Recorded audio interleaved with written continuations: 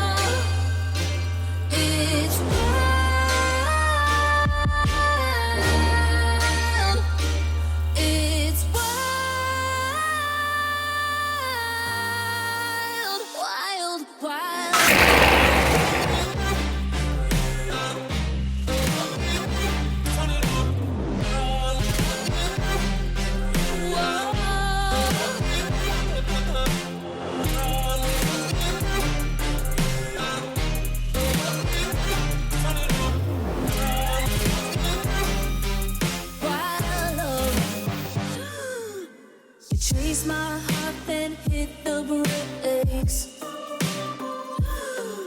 You pull me in, push me away.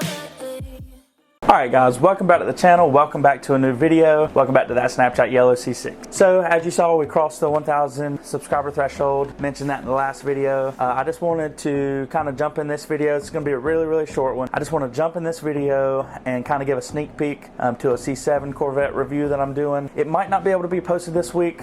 I think it's going to have to be postponed to probably next week, but either way, I'm going to be dropping that video. So again, I just wanted to show you a sneak peek of the video so you can kind of get a sense of what it's going to look like. Really been taking our time on it and working hard.